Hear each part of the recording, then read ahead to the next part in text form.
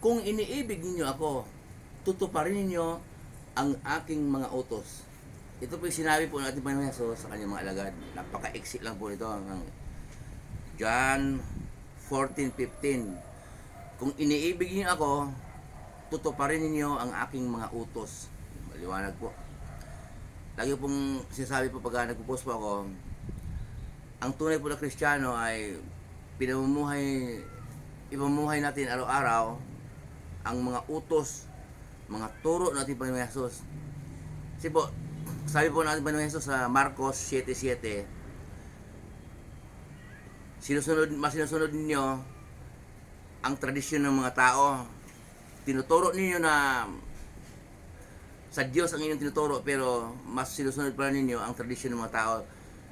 Binaliwala ninyo ang utos ng Diyos. Malinaw po na sinasabi ng ating Panginoon Hesus.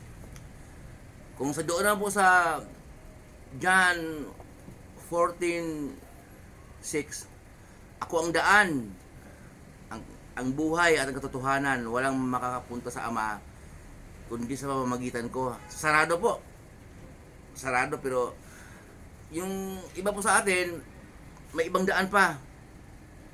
Kung kanino-kanino lumuluhod, pero sarado po na sinasabi ni Jesus, kung tayo po tunay na Kristiyano, wala pong tinuturo si Jesus at ang kanyang mga alagad na may iba pang sasambahin, may iba pang luluhuran, kundi siya lang talaga ang daan. Pagkasabi po ni Jesus na ako ang daan, ang katotohanan at ang buhay, walang makarating sa Ama kundi sa pamamagitan ko. Sinabi ni Jesus yun, napakalinaw po. Sarado. Para double, kumbaga sa karne, double dead. Talagang siya lang talaga. Si Maria nga na kanyang ina, hindi niya ini-endorse na luhuran din niya yan. Kasi po, ginawang kasangkapan ng Diyos Ama, si Maria na ipanganak si Jesus. Para magkatawang tao, kasi po, kailangan ng magkatawang tao siya dahil ang dugo niya ang panghuhugas sa ating kasalanan. Kung hindi siya magkatawang tao, wala siyang dugo. Espiritu lang siya pupunta dito para tubusin tayo sa ating mga kasalanan. Dugo nga talaga ang panghandog, mabahong samyo para sa Diyos Ama, makapangyarihan sa lahat, para mapatawad tayo sa ating mga kasalanan.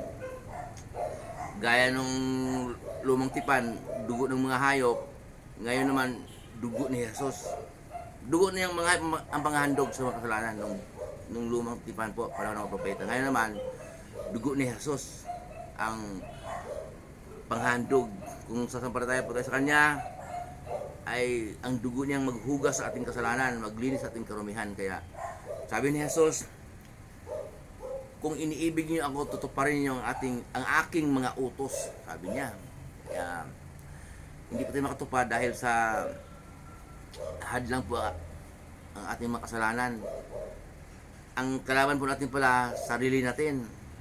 Unang-una, pag tuparin natin yung mga turo ni Jesus, mga utos ni Jesus, natatakot po tayo, baka layuan tayo ng mga kaibigan natin. Baka yung jowa natin, hindi, bibrikin ka na, makipaghiwalay na sa'yo dahil hindi man makakaintindi yun. Hindi rin magustuhan kung turo ni Jesus ang pamumuhay araw-araw eh. Hindi magustuhan ng mga kaibigan, magiging mabaduyan sila. Baduy naman noon, ang corny naman noon.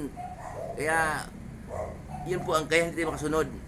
At marami pong hadlang. Number 1 po ang ating kasalanan. Number 1 pong kalaban, ang ating sarili. Kaya kung mga utos po ni Jesus, sabi niya, kung iniibig niyo ako, tutuparin ninyo ang aking mga utos. Ang mga utos po ni Jesus, mabasa po sa Bible. Mateo, Lucas, Marcos, Juan, yun, yung yun po, mga gawa, Korinto, hanggang aklat ni Judas, yun po ang turo ng kanyang mga alagad at patotoo. Mga apostol, kasi pa bago umakyat sa langit si Jesus, sinabi niya sa kanyang mga alagad na kung paano ko isinugo ng Ama, gayon din isinusugo ko kayo. Kaya itinuloy po niya ang kanyang mga alagad ang pagtuturo at patotoo.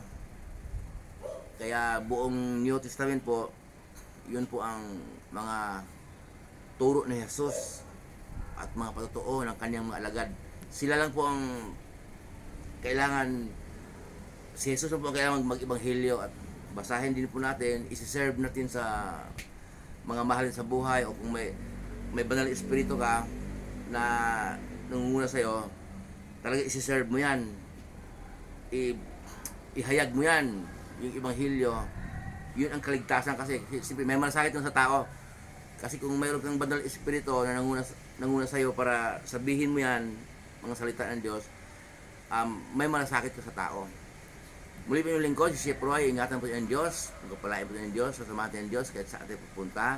Manalangin po tayo bago tayo umalis.